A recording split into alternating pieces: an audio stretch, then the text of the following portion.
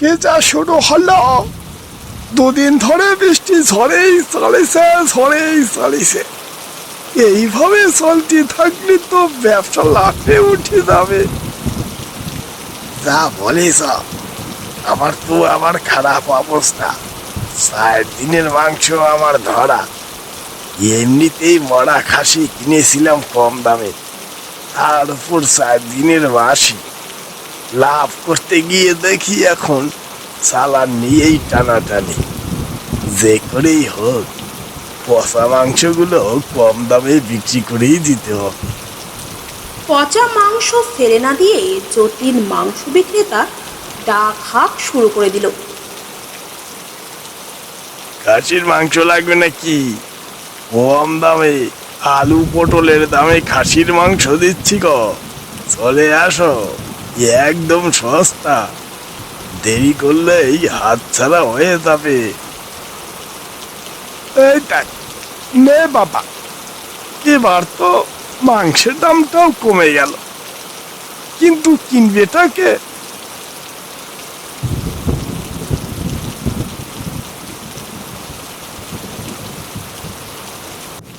ও মা, আমার খুব মাংস খেতে ইচ্ছে করছে।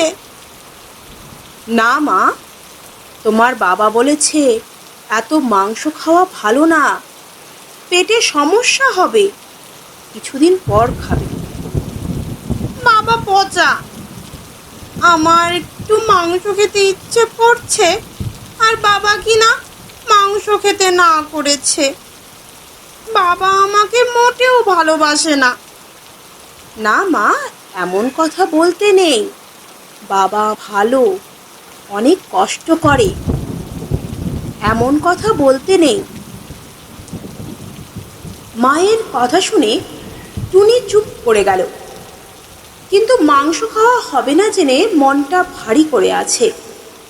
মা টুনির মুখের দিকে তাকিয়ে বুঝতে পারল সে মন খারাপ করে আছে, কিন্তু কি আর করার, টুনির বাবার কথার ওপর তো কথা বলতে পারবে না। কাকা, জমির কাজ আজকের মতো শেষ। যা বৃষ্টি শুরু হয়েছে, কতদিন নাগাদ যে চলবে কে জানে। বাড়িতে সবাই আমার অপেক্ষায় আছে। টাকা নিয়ে বাড়ি গিয়ে আবার বাজারটা সারতে হবে। আহা, দেরি করিস না। এই যে বৃষ্টিতে আর বেশি ভিজিস নে, বুঝলি? বাড়িতে গিয়ে মাথাটা ভালো করে মুছে নিস, যা দিনকাল পড়েছে। ঠিক আছে কাকা, আপনার মতো বট গাছ মাথার উপর আছে বলেই বউ ছেলে নিয়ে খেয়ে পড়ে বেঁচে আছি। আরে না, আরে শোন না, এই বৃষ্টির ভিতর কাজে আসতে হবে না। দুদিন একটু অপেক্ষা কর, দিন ভালো হলে আসিস, কেমন? এই বৃষ্টিতে ভিজলে শরীর খারাপ করবে, পরে পরিবার নিয়ে বিপদে পড়ে যাবে। না কাকা, আমাদের কিছুই হবে না। কাজে না এলে খাবো কি? আর কথা বলিস না, 2 দিনের টাকা অগ্রিম দিয়ে দিলাম, কেমন? সারা মাস জুড়ে একটু একটু করে কেটে দিস। বিশু তার মালিকের মুখের দিকে তাকিয়ে রইল, তার দু চোখ যেন জলে ছলছল করছিল, তার চোখে মুখে কৃতজ্ঞতার ছাপ যেন স্পষ্ট। বিশু বাড়ি ফিরতেই তার মেয়ে তাকে জড়িয়ে ধরল, বাবার অপেক্ষাতে যেন পথ পানে চেয়েছিল। বাবা, তুমি আজকে আমার জন্য খাসির মাংস আনবা। অনেকদিন তুমি খাসির মাংস আনো না। ও তাই? আমার মেয়ে খাসির মাংস খেতে চেয়েছে আর আমি আনবো না, তা কি হয় নাকি? কই গো, বাজারের ব্যাগ আর ছাতিটা দাও, মাংসটা কিনে আনি। খাসির মাংসের যা দাম, ওই কটা টাকাতে কি হবে? চিন্তা করো না, দুদিনের টাকা অগ্রিম দিয়েছে। দুদিন অবশ্য কাজে যেতেও হবে না, না করে দিয়েছে।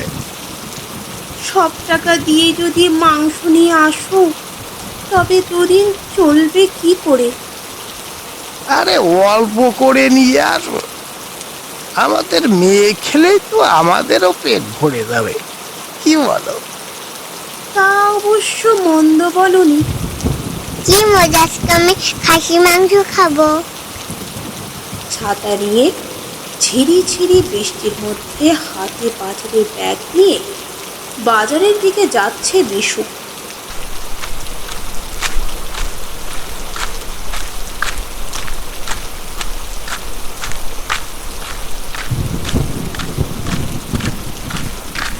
বিশু বাজারে পৌঁছে যতীনের মাংসের দোকানের দিকে এগিয়ে গেল।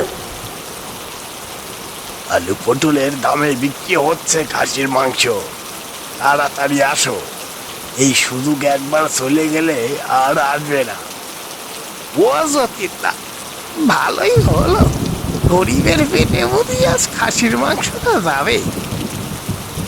হ্যাঁ গো, বলো কতটুকু নেবে গো?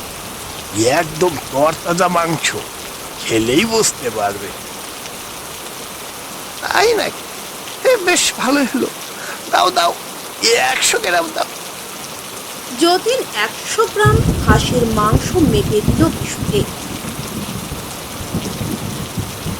যাক, ভালোই হলো, কিছুটা মাংসটাও বিক্রি করা গেল।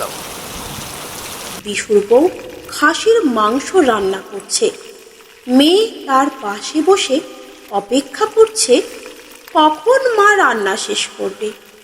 বাইরে বৃষ্টি এখন নেই বললেই চলে, আকাশে যদিও মেঘ আছে, কখন যে আবার বৃষ্টি শুরু হবে কে জানে। টুনি চল মা, তোর বাবার মনে হয় আসতে দেরি হবে, চল একটু এগিয়ে যাই। হ্যাঁ মা চলো, বাবা মনে হয় কাজে আটকে আছে, চলো। টুনি ও টুনির মা বাজারের দিকে হাঁটতে থাকে। হঠাৎ আবার বৃষ্টি শুরু হয়ে যায়। তারা বৃষ্টি থেকে বাঁচতে কৃষকের বাড়িতে আশ্রয় নেয়। বিশু ও তার মেয়ে খাবে বলে বসে আছে। খাসির মাংস দেখে টুনি মাকে বলল, মা, আমার খুব খিদে লাগছে, আমি মাংস ভাত খাবো। টুনির মা লজ্জায় ইশারা করে বলে, এসব কথা যেন সে আর না বলে। তাদের কথা শুনতে পাই বিশুর বউ। কি মা, তোর খিদে পেয়েছে? আসো খাবে। আরে দিদি, লজ্জা পাচ্ছেন কেন? মেয়েটা কষ্ট পাচ্ছে, আসো না, তুমি খাবে। বিশুর বউ সবটুকু মাংস তুলে দিল টুনির পাতে। টুনি খুব তৃপ্তি সহকারে খেতে থাকলো। এদিকে বিশুর মেয়ে মাংস খেতে না পেয়ে যদিও কষ্ট হচ্ছিল, কিন্তু অতিথি বাড়িতে আসায় তারা তাদেরকে সম্মান করতে পারছে এটা ভেবেই তার কষ্ট দূরে চলে গেল। খেতে খেতে হঠাৎ টুনির পেট ব্যথা শুরু হলো। ওরে বাবা রে, পেটটা তো খুব ব্যথা করছে রে, মরে গেলাম রে।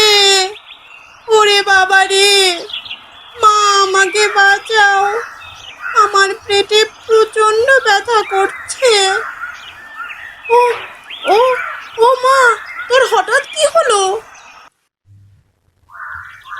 উনি বিছানায় শুয়ে আছে, পাশে ডাক্তার দাঁড়িয়ে আছে। মেয়ের অসুস্থতার খবর পেয়ে যতীন মাংস বিক্রেতা বিশুর বাড়িতে টুনির পাশে দাঁড়িয়ে আছে, চোখ ছলছল করছে।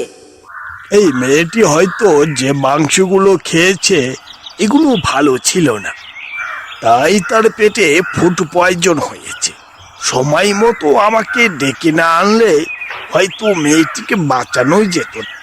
যতীন বুঝতে পারল তার নিজের ভুলের জন্যই আজ তার মেয়ে মরতে বসেছিল। সে বিশুর কাছে হাত জোর করে ক্ষমা চাইল আর প্রতিজ্ঞা করল আর কোনোদিন সে পচা বাসি মাংস বিক্রি করবে না। বন্ধুরা, আরও নতুন নতুন মজার কার্টুন গল্প দেখতে তোষা টুনস চ্যানেলটি সাবস্ক্রাইব করো। আমাদের গল্পগুলো তোমাদের কেমন লাগছে কমেন্ট বক্সে অবশ্যই কমেন্ট করতে ভুলবে না কিন্তু।